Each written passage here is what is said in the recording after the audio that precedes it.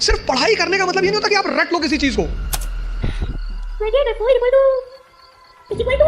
पढ़ा जा रहा है सिर्फ ये नहीं किताब ले लिया रटे जा रहा है। एलपीजी क्या है?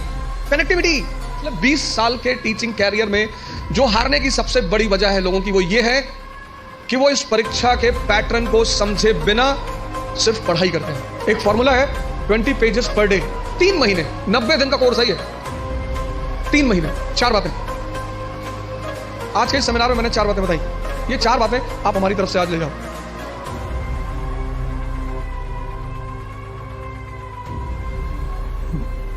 जय हिंद फ्रेंड्स।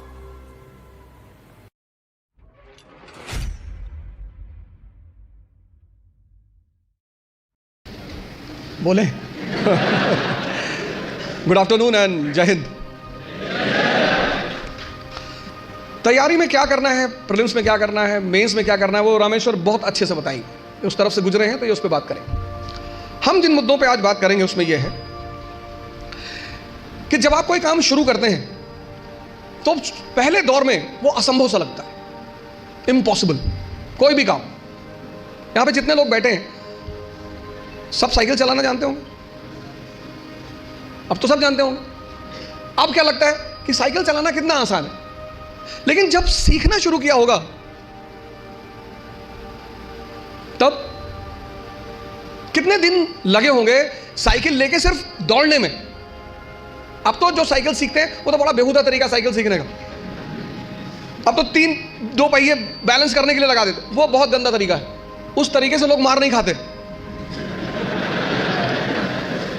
वो गंदा इसीलिए है, उस तरीके से कोई मार ही नहीं खाता। हम तो मार गए हैं। साइकिल लेके गए, गिर गए, हैंडल टेढ़ी हो गई, चैन टूट गई, उसके बाद घर पे कायदे की धुलाई भी हुई, तो दोनों पैरेलली चलता था। और 1980s में साइकिल होना ही बड़ी बात थी।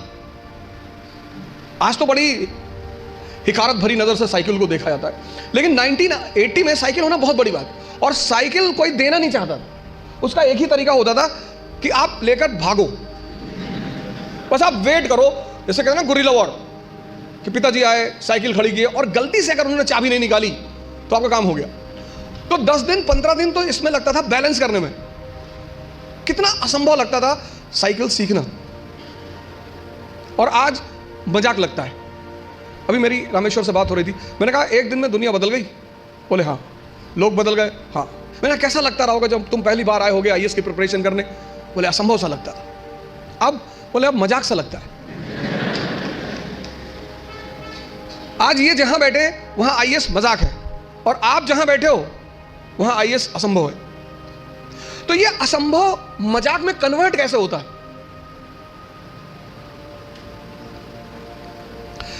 एक लड़के ने, उसकी गर्लफ्रेंड की शादी हो रही थी।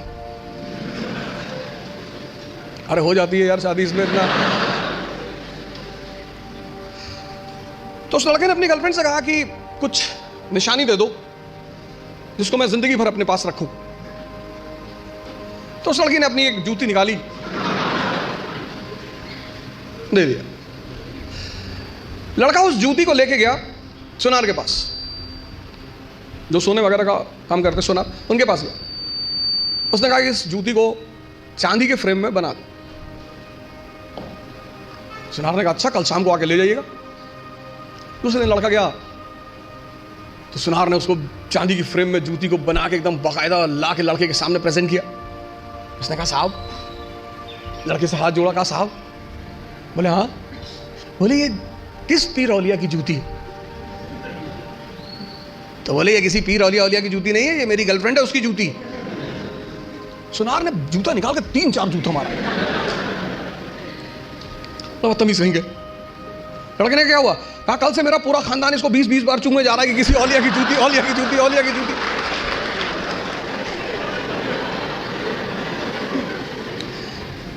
सर ये हंसने की बात नहीं है, ये समझने की बात है। बिना समझे किसी फील्ड में नहीं कूदना है। यहीं से तो शुरुआत है सेमिनार की, कि तुम जहां बैठे हो वहां आईएएस असंभव है, और रामेश्वर जहां बैठा है वहां आईएएस मजाक है। तो ये असंभव मजाक में कैसे बदले, कैसे तुम यहां आकर बैठो? उसका पहला सूत्र यही है कि जिस फील्ड में भी कूदना चाहते हो पहले उसको समझो। वो क्या है, उसमें क्या करना पड़ता है, उसके स्टेजेस क्या क्या हैं, कितना समय लगता है। दुनिया में असंभव ही मजाक बनते हैं। और ऐसे सामान्य, हम इकरा की एक बहुत अच्छी अदा रही है, हम हमेशा उस एस्पिरेंट को कॉल करते हैं जिसने वो असंभव को मजाक बनाया हो। सैफिन भी आया था, उसने भी असंभव को मजाक ही बनाया था। सामान्य, अति सामान्य परिवार, अति सामान्य, सामान्य भी नहीं, अति सामान्य। सामान्य में तो कम से कम आपको खाना मिल जाता है, माँ बाप कुछ पैसे भेज देते हैं। अति सामान्य, खाने का पता नहीं मिलेगा कि नहीं, पिताजी महीने में कितना पैसा भेजेंगे। अति सामान्य, अति सामान्य व्यक्ति के लिए लड़ना बहुत बड़ी बात होती है। लड़ना तो सबको है, लेकिन जो अति सामान्य है, पहला सूत्र यह है कि जिस भी फील्ड में कूदना है, बात समझ में आ रही ना, जिस भी फील्ड में कूदना है, जहां भी जाना है, जिसकी भी प्रिपरेशन करनी, साइकिल है प्रिपरेशन। आज तुम्हें साइकिल चलाना मजाक लगता है। आज जब तुमसे कोई कहता है कि भैया साइकिल चलाना सीखना है, तुम कहते अरे यार साइकिल में क्या है। अब तुम्हारे लिए क्या है ना, लेकिन वो जो पहले दिन लेकर चलेगा।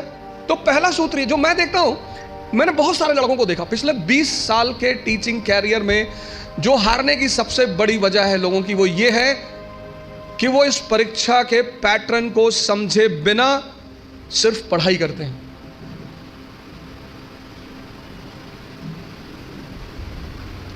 और हर चीज का एक तरीका है, और हर जगह कोई गुरु है। आपको भी किसी ने साइकिल चलाना सिखाया होगा, वहां भी कोई गुरु रहा होगा, उसने कहा होगा हैंडल बैलेंस कर, हैंडल बैलेंस कर, सीधे देखो, सीधे देखो। कहां किसको सीधे दिखाई पड़ता है। पैंडल पे पैर रखो तो हैंडल घूम रही है, हैंडल संभालो तो पैंडल इधर जा रहा है, और सब संभाले तो खुद नीचे आ गए। पहला फॉर्मूला असंभव को मजाक बनाने का है कि जिस फील्ड में जाना है उसके पूरे पैटर्न का पहले अध्ययन करना है। तो पहला काम आप यही करो, समझो कि इस पर्टिकुलर एग्जामिनेशन की क्या आवश्यकता है। दूसरा, सेल्फ इंट्रोस्पेक्शन। आपकी क्षमता कितनी, आपकी ताकत कितनी, कम है बढ़ा लो। भाई पहले दिन जॉगिंग करने जाओगे तो 20 किलोमीटर करोगे, और 20 किलोमीटर कर लिए तो शाम को आईसीयू में मिलोगे। जब भी हम कोई काम शुरू करते हैं तो हमारा मन बड़ा एक्साइटमेंट में रहता है। जैसे बड़ी छोटा सा एग्जांपल है, जब हम स्कूल में थे और क्लास चेंज होती थी, ये 3rd से 4th में गए, तो जब 4th क्लास की किताबें आती थी नई नई, उस दिन पढ़ने का बड़ा मन करता था। फिर 10 दिन बाद जब वो किताबें पुरानी हो जाती थी तो वही किताबें देखने का मन नहीं करता था। ये मन का नेचर है, एक्साइटमेंट। नहीं बाइक घर में आई, खूब चलाए 3-4 दिन, बाद में देखने का मन ही नहीं किया। अपनी ताकत, क्षमता सबकी बराबर है, कोई कम यूज करता है, कोई ज्यादा यूज करता है। मेहनत करने से, सिर्फ पढ़ने से कुछ नहीं होता। अगर मेहनत करने से सब कुछ होता तो सबसे ज्यादा फायदा होता मजदूरों का।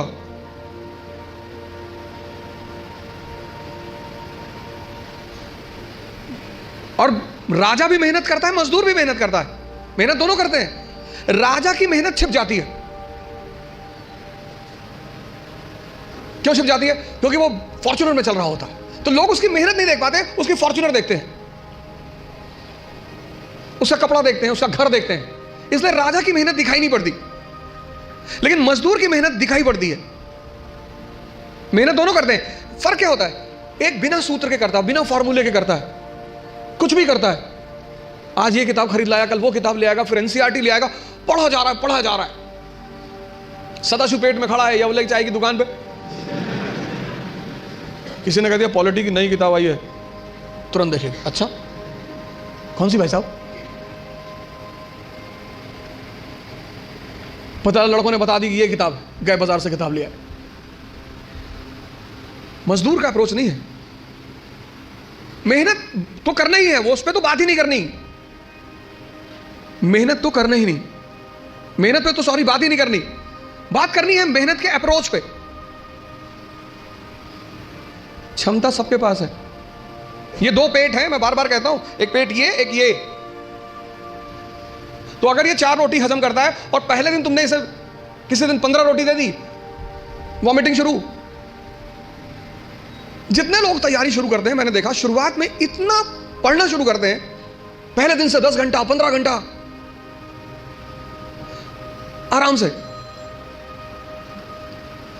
आपको पता नहीं, आपको लगता नहीं कि ये पेट है ना, हजम करना होता है, सिर्फ अंडरलाइन करना नहीं होता। मैंने 98% स्टूडेंटों को देखा है, वो किताब को अंडरलाइन करने को पढ़ाई मानते हैं। इस हॉल में कितने लोग हैं जो न्यूज़पेपर नहीं पढ़ते हैं? नहीं पढ़ते, नहीं पढ़ते। सारे लोग न्यूज़पेपर पढ़ते होंगे, 2-4 होंगे जो अभी नहीं पढ़ते होंगे, बाकी सारे लोग पढ़ते हैं ना, है ना? अभी जापान के एक नेता है शिंजो अबे, उनकी हत्या हुई। उनकी पॉलिटिकल पार्टी का क्या नाम है? हाँ?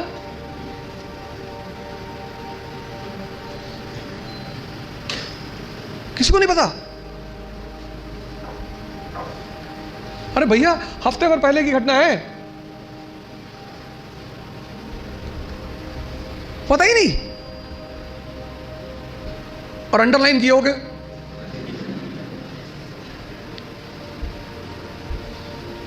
कितनी बड़ी, कितनी एक लाइव एग्जांपल देखो।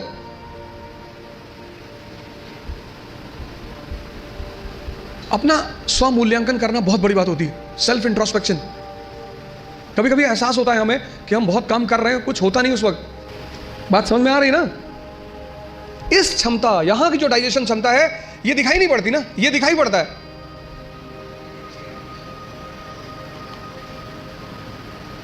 ये पेट दिखाई पड़ता है, ये पेट दिखाई नहीं पड़ता। अब ये क्षमता विकसित, स्ट्रॉन्ग कैसे होगी? बड़ा प्यारा फॉर्मूला, सेकंड फॉर्मूला। क्षमता बढ़ानी है मन की, हजम करने की, बहुत प्यारा, जो कि फिर 98% लोग नहीं करते। तुम बिना सोचे पढ़ सकते हो, तुम बिना सोचे पढ़ सकते हो, बिना सोचे लिख नहीं सकते। एक फॉर्मूला है 20 पेजेस पर डे। आप लिखिए। आप किसी भी कोचिंग जाते हैं, कहीं भी जाते हैं, कोई टॉपिक खत्म होता है, उस टॉपिक को आप कम से कम 5 बार लिखिए। आप पढ़ने की आदत छोड़िए, लिखना शुरू करिए। जितना आप लिखेंगे उतना सोचने की क्षमता या हजम करने की क्षमता डेवलप होगी। भाई पहले दिन जॉगिंग करने गए, 2 किलोमीटर गए, 5 दिन 6 दिन 2 किलोमीटर जाते रहे, फिर 10वें दिन 5 किलोमीटर, क्षमता बढ़ी ना? एक दिन में नहीं बढ़ेगी। यह दूसरा फॉर्मूला है। अपनी इंटरनल क्षमता को बढ़ाओ।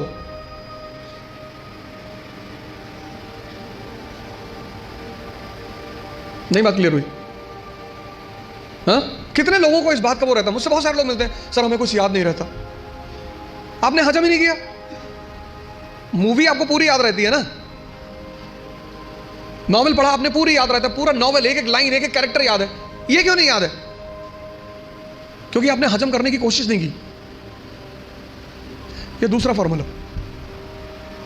अपनी इंटरनल कैपेसिटी को पहचानो, पहचानो। यही तो है सेल्फ इंट्रोस्पेक्शन। और अगर वो कम है, बढ़ा लो। 3 महीने, 90 दिन का कोर्स है ये। 3 महीने, 3 महीने अगर 20 पेजेस लिख ले गए तो तुम बिलीव नहीं करोगे कि तुम्हारे सोचने की क्षमता कितनी डेवलप हो जाएगी, हजम करने की क्षमता कितनी डेवलप हो जाएगी। ये दूसरी चीज, अपना मूल्यांकन, अपनी ताकत को समझना कि मेरा पोटेंशियल लेवल क्या है। क्लास खत्म हुई, आप घर गए, आप जो 2.5 घंटा पढ़ा है उसको रीराइट करने की कोशिश करो। संभावना है कि आप सिर्फ 30% लिख पाएंगे, शायद। कुछ लोग तो 10% भी नहीं रिकॉल कर पाते। तो पहला काम क्या करना है?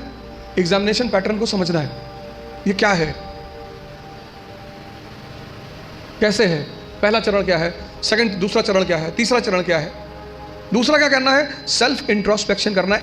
सेल्फ इंट्रोस्पेक्शन करो। दूसरा काम, अपनी क्षमता को पहचानो। अगर कम है, अगर तुम 2 किलोमीटर सिर्फ वॉक कर सकते हो एक दिन में, कोई बात नहीं, उसको 25-30 किलोमीटर तक पहुंचाओ। इन सब लोगों ने यही किया, अपनी क्षमता को पहचाना, सेल्फ इंट्रोस्पेक्ट किया, उसमें को बढ़ाया। हम जब तैयारी करने आए थे हमको कुछ नहीं आता था,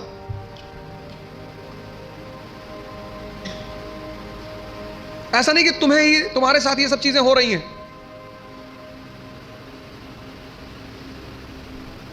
तो पहली बात, पहला काम क्या करना है? एग्जामिनेशन पैटर्न को समझना है। दूसरा काम क्या करना है? Self introspection. तीसरी बात, कहावत है हिंदी में, लकीर के फकीर। मतलब उनको एक ट्रैक पे रख दो, वो उस ट्रैक से कभी हटेंगे ही नहीं। उतना ही करेंगे जितना बताया जाएगा, उतना ही बोलेंगे जितना कहा जाएगा। जो जिंदा दिमाग है, जिंदा, वो अपने समय को, जैसे अगर आप आईएएस मेंस का पेपर देखें तो 1970s के जो क्वेश्चन थे वो अलग थे, 1990s के क्वेश्चन अलग हो गए, फिर 2000 के बाद क्वेश्चन बिल्कुल अलग हो गए, और आज तो जो मेंस का पैटर्न है क्वेश्चन पूछने का, वो तो एकदम पलट चुका है। अमेरिका का एक विद्वान था थॉमस जेफरसन, उसने कहा किसी भी संविधान को सिर्फ 19 साल चलना चाहिए। थॉमस जेफरसन, जब अमेरिका में संविधान लिखा जाने लगा तो उसने कहा किसी भी संविधान को सिर्फ 19 साल बस, क्योंकि 19 साल बाद बहुत सी चीजें बदल चुकी होंगी। तो जब चीजें बदल जाएंगी तो फिर संविधान लिखा जाएगा बदली हुई परिस्थिति के हिसाब से।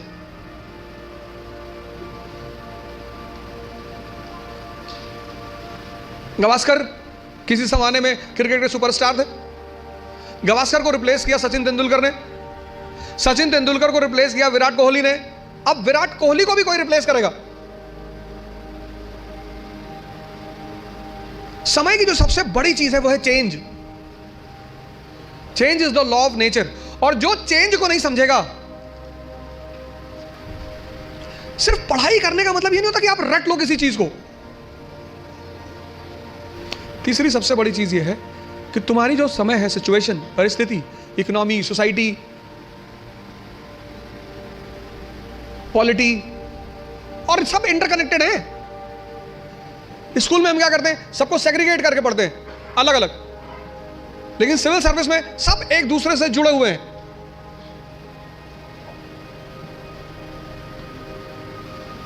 तुम्हारी जो परिस्थिति है, तुम्हारा जो समय है, उसको देखना, उस पर गौर करना बहुत जरूरी है। अगर तुम अपने समय को नहीं, उस परिस्थिति को नहीं पहचानते। 17s का क्वेश्चन पेपर अलग था क्योंकि तब इकोनॉमी और सोसाइटी अलग थी, 80s का क्वेश्चन पेपर अलग था क्योंकि तब इकोनॉमी और सोसाइटी अलग थी, 91 के बाद तो ड्रास्टिक चेंज आया, एलपीजी, तुरंत यू टर्न मारा एग्जामिनेशन पेपर ने, और अब एकदम अलग परिस्थिति दुनिया में चल रही, पूरी दुनिया में, कहीं एक जगह नहीं चल रही है, पूरी दुनिया में।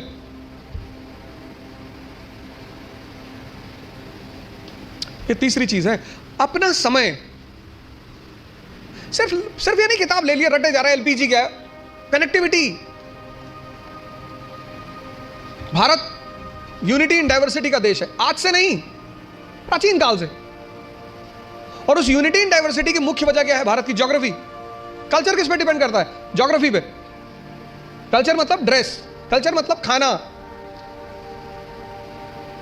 कश्मीर का हिंदू और तमिलनाडु का हिंदू, दोनों के ड्रेसिंग सेंस अलग अलग होंगे क्योंकि दोनों की ज्योग्राफी अलग अलग है। गुजरात का मुसलमान और नॉर्थ ईस्ट का मुसलमान, दोनों का ड्रेसिंग सेंस अलग अलग होंगे, और खाना भी अलग अलग होगा। तो अशोक को, जैसे आज हिंदू मुस्लिम ईसाई के बीच तनाव है, ऐसे अशोक को बुद्ध, ब्राह्मण और जैनों के बीच तनाव का सामना करना पड़ा। और टेंशन चाहे फैमिली में हो या राष्ट्र में, विनाश करती है। जो तुम आज सिचुएशन देख रहे हो, ये सिचुएशन अशोक के सामने भी थी, तभी तुम उसे द ग्रेट कहते हैं, जिसको समझ में आ रहा हो। और फिर वो धम्म की नीति का प्रतिपादन, पॉलिसी ऑफ धम्म, और उस पॉलिसी ऑफ धम्म में वो कहता है सार वृद्धि, कि प्रत्येक व्यक्ति को हर धर्म के बेसिक सिद्धांत को समझना चाहिए, और किसी भी धर्म का बेसिक सिद्धांत, वो चाहे इस्लाम हो, चाहे हिंदुइज्म हो, चाहे क्रिश्चियनिटी हो, बेसिक सिद्धांत किसी भी धर्म में कोई अंतर नहीं है।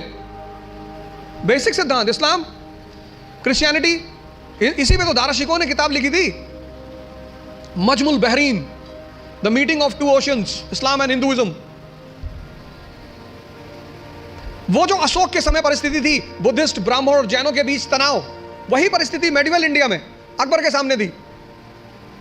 हिंदू, मुसलमान और फिर उनके विभिन्न डिफरेंट सेक्ट्स, संप्रदाय, शिया, सुन्नी, शैवाइट, वैष्णवाइट। तो उसने भी फिर कहा कि नहीं, इस तनाव को कम करना है तो तौहीद इलाही, तौहीद इलाही। अब जब तुम मेंस में आंसर लिखते हो तो तुम्हें ये कंपैरिजन दिखाना पड़ेगा। वो जो तुम्हारा एग्जामिनी है ना, उसको पता लगना चाहिए कि यार इसने हिस्ट्री से सीखा है। India is a country of unity in diversity. आज कोई हम इस समस्या से परेशान नहीं है, पहले से। और जब जब हम इस समस्या से परेशान हुए, हमारे पास सॉल्यूशन था। परिस्थिति, अपनी प्रेजेंट परिस्थिति को समझना, राष्ट्र की आर्थिक स्थिति, economic condition, social condition, political condition, cultural condition, ये 3 काम कर लो आप। और अगर ये 3 काम आपने कर लिया तो आप भी कल यहां बैठोगे और असंभव को मजाक बना दोगे। पहला काम, पूरा एग्जामिनेशन पैटर्न को समझो। घर जाकर नहीं समझते हो, जहां कोचिंग में पढ़ते हो उस टीचर से पूछो कि सर ये है भाई, क्या क्या क्या है सर, डिमांड इनकी क्या है सर, ये बेस में क्या चाहते हैं सर, ये प्रीलिम्स में क्या चाहते हैं। कितना पढ़ोगे यार? अगर तुम एक बार सिलेबस उठाकर देखो आईएएस का, तो सिर्फ सिलेबस देखकर ही तुम्हारी हालत खराब हो जाएगी। कोई तो फॉर्मूला होगा जो इन लोगों ने फॉलो किया होगा और प्रीलिम्स निकला। इस दुनिया में हर कोई भी आदमी ओमनीसिएंट नहीं है। अभी आप हमसे 4 क्वेश्चन पूछ लो, हो सकता है मैं ही जवाब ना दे पाऊं। दूसरा, सेल्फ इंट्रोस्पेक्शन करो, अपनी क्षमता को चेक करो। और तीसरा, अपनी परिस्थिति को समझो। इन सबके साथ ये 3 बातें क्लियर हुई ना। इन सबके साथ जो चौथी बात, जो मतलब मुझे बोलना ही होता, जीवन मतलब युद्ध। ये लास्ट बात। या तो आप हंस हंस के लड़ोगे या रो रो के लड़ोगे।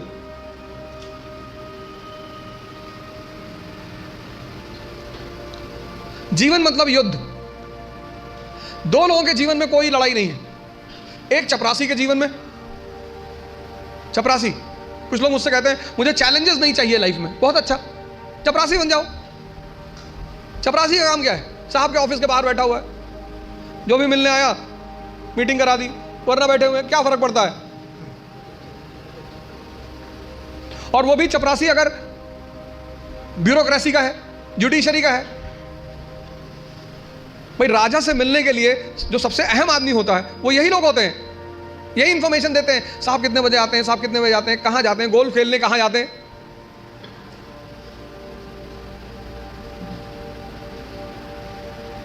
और या फिर जो लोग हरिद्वार चले गए, जिन्होंने कहा भैया हमें नहीं बनना आईएएस, हमें प्रधानमंत्री नहीं बनना, हमें कुछ बनना ही नहीं।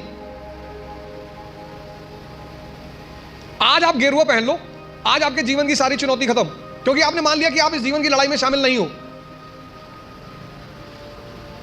लेकिन जीवन का मजा भी तो यही है। और करना क्या है? तो जब लड़ना है, जब ये पता है कि लड़ना है, युवा मतलब शक्ति। भारत आज एक दुनिया का ऐसा देश है जिसके पास सबसे ज्यादा युवा हैं। और भारत आज दुनिया का एक ऐसा देश है जिसके युवा सबसे ज्यादा डिप्रेशन में हैं। और जीवन की लड़ाई में 2 ताकतें बहुत काम आएंगी, एक मन की और एक शरीर की। तुम जब भी ऊपर उठोगे तो ये ग्रेविटी तुम्हें नीचे खींचेगी ना। ऐसा समाज की ग्रेविटी है। हम जब आईएएस की तैयारी करने गए तो हमारे गांव में हर आदमी, मतलब एक साहब तो हंसना शुरू किया उन्होंने, और हंसते हंसते गिर गए वो। उन्होंने हमसे पूछा दिल्ली क्यों जा रहे हो? अब मेरा दिमाग खराब था, मैंने कह दिया मैं आईएएस की तैयारी। बोले आईएएस? फिर वो हंसने लगे और हंसते हंसते वो गिर गए। और उस हंसी का इतना रोल रहा मेरे जीवन में, मतलब उस हंसी ने मुझे एकदम मजबूत कर दिया था कि अब आईएएस ही बनना है। उस दिन मुझे एहसास हुआ कि महाभारत क्यों हुई। आपको कोई डांट दे उतना बुरा नहीं लगता, आपको कोई भगा दे बुरा नहीं लगता। जब लोग हंसते हैं ना तब बहुत दर्द होता है। लेकिन मेरे पिताजी ने मुझसे कहा कि आईएएस प्रधानमंत्री बनने वाले आदमी। अरे मैंने कहा यार क्यों चढ़ा रहे हो फालतू में।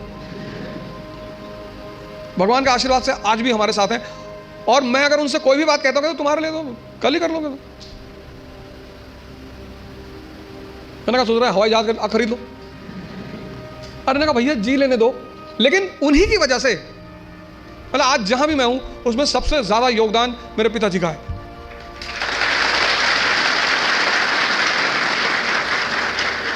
और वो योगदान क्या है सबसे ज्यादा बड़ा, उन्होंने मुझे कभी निराश नहीं किया। हमेशा हर चीज में, अरे तुमसे क्यों नहीं होगा, तुम ही करोगे। तो मैं सब लोगों से यहां रिक्वेस्ट करूंगा कि आप योग और ध्यान से जरूर जुड़ें। ध्यान किसी धर्म का नहीं है, उस ध्यान पर किसी धर्म विशेष की मोनोपोली नहीं है। ध्यान का सीधा सा मतलब है अपने मन को समझना।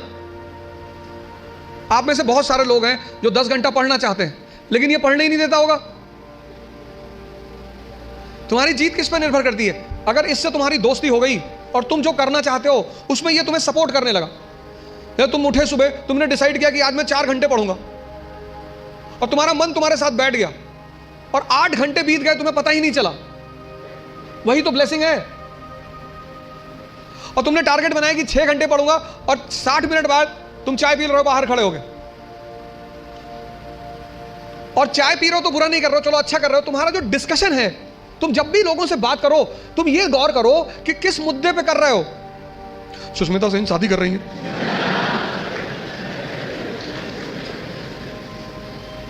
तुम्हारा चाय पीना भी बुरा नहीं है, तुम्हारा डिस्कशन करना भी बुरा नहीं है। बुरा है तुम्हारा मुद्दा।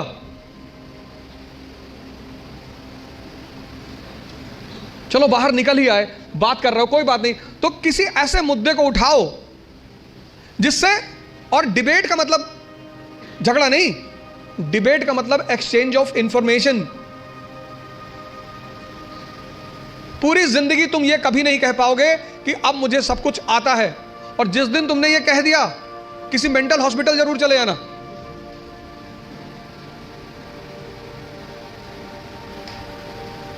अपने आप को ताकतवर बनाओ, फिजिकली और मेंटली,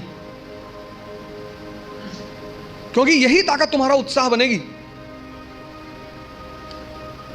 मुझसे लोग पूछते हैं उत्साह कहां से आता है? शक्ति से। ये जो एंथुजियाज्म है, ये जो कॉन्फिडेंस है, ये ताकत का खेल है। अपनी पढ़ाई के साथ जिस चीज को तुम निगलेक्ट करते हो, तुम उस पर ध्यान ही नहीं देते, वो चीज है तुम्हारी पर्सनैलिटी। पढ़ाई के साथ साथ जो इक्वली इंपॉर्टेंट चीज है वो है पर्सनैलिटी, तुम्हारी साइकोलॉजी, तुम्हारा सोचने का तरीका। 4 बातें आज के इस सेमिनार में मैंने 4 बातें बताई। पहला, पैटर्न ऑफ एग्जामिनेशन। दूसरा, सेल्फ इंट्रोस्पेक्शन। तीसरा, सिचुएशन। और चौथा, पर्सनैलिटी। ये 4 बातें आप हमारी तरफ से आज ले जाओ। बाकी तो एग्जामिनेशन पैटर्न पर रामेश्वर अच्छा बोलेंगे, आप इनसे ज़्यादा सवाल करिएगा।